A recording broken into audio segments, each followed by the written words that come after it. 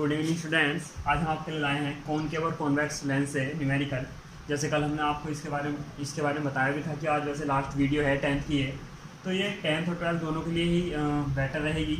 12th वालों के लिए इसलिए क्योंकि उनका बेस क्लियर हो जाएगा, और 10th वालों के तो ये बोर्ड में न्यूमेरिकल इस तरह का आता ही आता है। ठीक है, तो फिर मैं आपको इससे पहले न्यूमेरिकल एग्जाम से पहले इनके लिए थोड़ा चिन्ह परिपाटी बता देता हूँ, जैसे आपको मिरर के लिए बताई थी।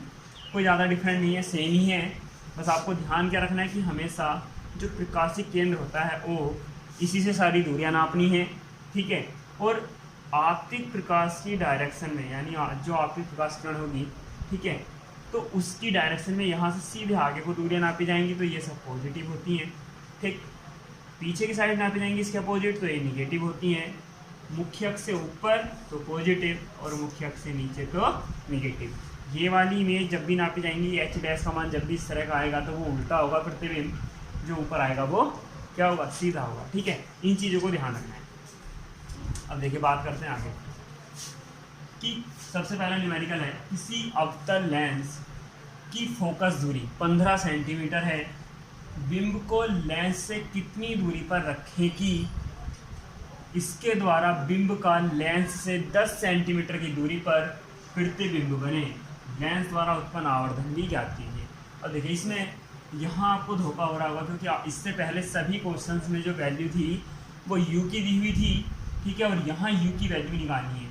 जो ये 10 सेंटीमीटर उसने बोला है बिंब का लेंस से 10 सेंटीमीटर की दूरी पर प्रतिबिंब बनता है, तो ये v की वैल्यू है ना कि u की। ठीक है, तो अवतल लेंस है तो सारी दूरियाँ निगेटिव आएंगी, तो f का मान भी निगेटिव, माइनस के 15 मतलब -15 रखेंगे, v का मान भी माइनस के 10 रखेंगे, u और m का मान निकालना है।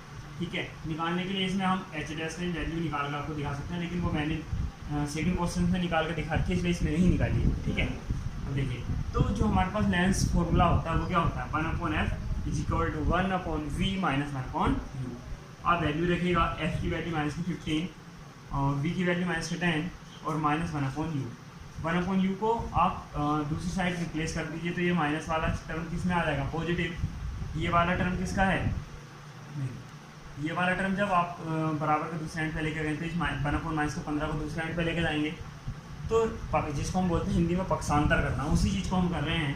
ठीक है, तो ये 15 जो है माइनस वाला प्लस का आ जाएगा, और ये माइनस का यू भी क्या आ जाएगा प्लस में। तो जो माइनस का 1/10 है वो अपनी जगह ऐसे रखा हुआ है, तो 1/u इज इक्वल टू कितना आ जाएगा। देखिए मैंने कहा इससे पहले जो मैंने बिना लेसे वाला प्रोसेस बताया था एलसीएम वाला, इस बार एलसीएम वाला प्रोसेस बताता हूँ। जब 15 और 10 का एलसीएम आप लोगे तो वो 30 आ जाएगा। 15 से 30 को डिवाइड करोगे तो 15 दूनी 30। ठीक है, और इस 2 की मल्टीप्लाई कीजिएगा 1 में तो कितना आ जाएगा 2, फिर 10 से 30 को डिवाइड कीजिए 3 की मल्टीप्लाई कीजिए 1 में तो कितना आ गया 3। ठीक है, तो 2 - 3 आ गया। अब 2 - 3 का मतलब माइनस का 1/30। इसको अपोजिट कीजिए जैसे पहले क्या हुआ था, यानी व्युत्क्रम निकाल लीजिए इसका, तो 1/u का कितना हो जाएगा u, और 1/30 का कितना हो जाएगा -30 सेंटीमीटर। इसकी वैल्यू जाएगी v की। ठीक है, इस v की वैल्यू से क्या पता चलेगा वो मैं आपके आगे बताता हूँ। सेकंड टर्म क्या निकालना था, मैं आवर्धन निकालना था। तो आवर्धन की हम बात करते हैं। आवर्धन का मतलब मैंने आपको पहले ही बताया था कि प्रतिबिंब कितने गुना बनता है, किसका, वस्तु का, ये चीज़ बताती है। ठीक है, तो आवर्धन इज इक्वल टू क्या होता है लेंस के लिए, मैंने बोला था आपको ध्यान क्या रखना है कि अगर यहाँ पहले चिन्ह आप निगेटिव रख रहे हो तो m वाला साइन पॉजिटिव होगा, और यहाँ अगर प्लस रखते हो तो ये वाला साइन निगेटिव होगा। प्लस किस में है, मिरर में है, तो वो यहाँ क्या आता है उस टाइम माइनस। यहाँ चिन्ह किस चीज़ में ले रहे हैं, लेंस फॉर्मूले का, निगेटिव, तो यहाँ क्या आता है पॉजिटिव। ठीक, तो m is equal to v/u। v की वैल्यू आपकी कितनी निकल के आई है, v की वैल्यू कितनी है -10 और u की कितनी है -30। ठीक है, तो माइनस से माइनस कैंसिल हो जाएगा, 10 से 30 को आप डिवाइड करो तो 1/3, और 1/3 का मतलब 0.33, और ये पॉजिटिव वैल्यू है। ठीक है, तो देखिए अब ये 1/30 है। मैं कहूँ कि कोई x रुपये, किसी के पास x रुपये है, किसी बच्चे के पास, और उसका 1/2 किसी और के पास है, तो किसकी कौन सी वैल्यू ज़्यादा बड़ी, ये वाली ज़्यादा बड़ी, जाहिर सी बात है। ठीक है, तो इसका मतलब किसी गुना होने से, मतलब मैंने आपको पहले बताया कि गुना होने का मतलब बड़े होने से नहीं है केवल क्लियर, छोटे होने के लिए भी हम गुना का यूज कर सकते हैं कि 1/2 गुना है, 1/3 गुना है। ठीक है, ऐसे करके तो यहाँ 1/3 गुना होगा कौन, इमेज 1/3 गुना होगी किसकी, बिंब की। ठीक है, तो निष्कर्ष क्या निकलता है इस सारे क्वेश्चन को आगे सोल्व करने के बाद, कि बिंब दर्पण से 30 सेंटीमीटर की दूरी पर रखा है, यानी जो वस्तु है वो दर्पण से कितने सेंटीमीटर की दूरी पर रखी होगी, 30 सेंटीमीटर की दूरी पर रखी होगी। m का पॉजिटिव साइन किस चीज़ को व्यक्त करता है, कि प्रतिबिंब क्या होगा, आभासी और सीधा होगा। ठीक है, कितने गुना होगा प्रतिबिंब वस्तु का? तो 1/3 गुना होगा। ठीक है, क्लियर? ये आपका पहला क्वेश्चन है अवतल लेंस। अब दूसरे क्वेश्चन की बात करते हैं कि कोई 2 सेंटीमीटर लंबा बिंब, यानी ये वस्तु की ऊंचाई दे रखी है, जैसे पहले क्वेश्चन में दे रखी थी जो हमने मिरर के कराए थे। बिंब का 10 सेंटीमीटर फोकस दूरी के किसी उत्तल लेंस के, यहाँ उत्तल है वहाँ अवतल था, कि मुख्य अक्ष के लंबवत रखे। लंबवत होने का मतलब है अगर आप इस तरह से कोई मुख्य अक्ष खींचते हैं तो उसके इस तरह से 90 डिग्री का कोण बनाते हुए रखिए। ठीक है, तो बिंब की लेंस से दूरी 15 सेंटीमीटर है। बिंब की जो दूरी यानी वस्तु की जो दूरी है लेंस से कितनी है?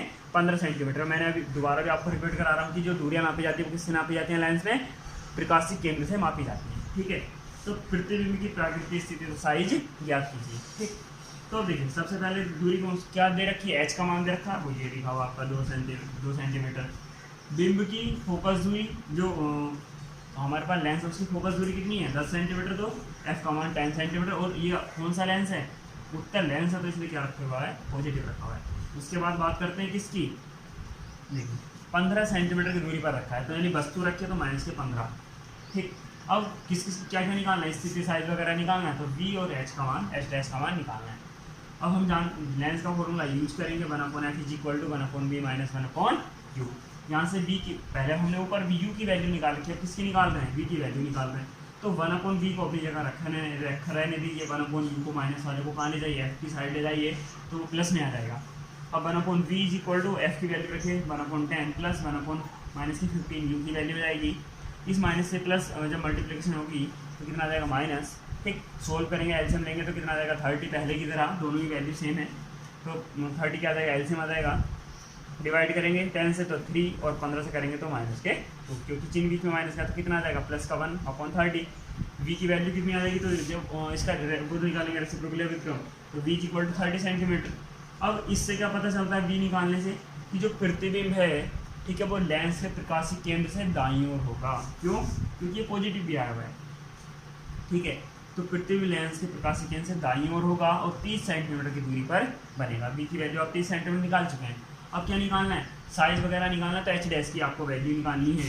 ठीक है, तो एच डैश की वैल्यू आवर्धन क्या आ जाएगा? m is equal to H dash upon H is equal to v upon U. ये मैंने ये सूत्र लिखे थे जब हमने कल आवर्धन आपको बताया था। ठीक है, तो अब m यहाँ आप कोई लिखो या मतलब कोई इससे ज़्यादा कोई यूज नहीं होगा, लेकिन ये मैंने इसलिए लिखा क्योंकि इसका रेशो भी और इसका रेशो भी क्या कहलाता है? आवर्धन के लिए यूज किया जाता है। तो एच डैश की वैल्यू निकालेंगे तो एच कहाँ चला जाएगा? इधर मल्टीप्लाई में आ जाएगा। एच डैश की वैल्यू निकालनी है, तो जो v की वैल्यू है वो कितनी है? 30 सेंटीमीटर आई हुई है।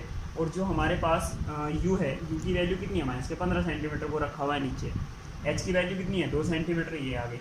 अब 15 से आप 30 को काटोगे 2 बार जाएगा, और माइनस इन ऑलरेडी है तो 2 दूनी 4 और माइनस का चिन्ह लगा दीजिए आप, तो कितना आ जाएगा? एच डैश बराबर -4। अब माइनस का मतलब मुख्य अक्ष से नीचे दूरी नापी गई होगी तो उल्टा होगा प्रतिबिंब। अब 4 देखिए, छोटे बड़े की पहचान मैं आपको एक नॉर्मल सी तरीके से बताता हूँ। ये प्रतिबिंब की ऊंचाई है, ये वस्तु की ऊंचाई है। अब 2 सेंटीमीटर ज़्यादा है या 4 सेंटीमीटर ज़्यादा है, तो आप कोई भी बच्चा कह सकता है कि 4 सेंटीमीटर ज़्यादा होगा। तो 4 सेंटीमीटर ज़्यादा है तो इसका मतलब प्रतिबिंब की ऊंचाई ज़्यादा है, तो इसका मतलब प्रतिबिंब क्या होगा? बड़ा बनेगा। ठीक है, तो ये चीज़ पता चल जाती है यहाँ से इन दोनों के कंपेरिजन से कि कौन सी वस्तु बड़ी है। आपको यहाँ माइनस से नहीं देखना कि -4 है, -4 से मतलब नहीं है, हमें केवल इस संख्या से मतलब है कि कितना है, क्योंकि मैंने माइनस चिन्ह का मतलब आपको बता चुका हूँ कि माइनस चिन्ह का मतलब मुख्य अक्ष के नीचे दूरी नापी गई है। ठीक, तो प्रतिबिंब कैसा होगा? वास्तविक होगा, उल्टा होगा तथा वस्तु से बड़ा होगा। ठीक है, thank you for watching and like और सब्सक्राइब शेयर करना ना भूलें। थैंक यू बच्चों।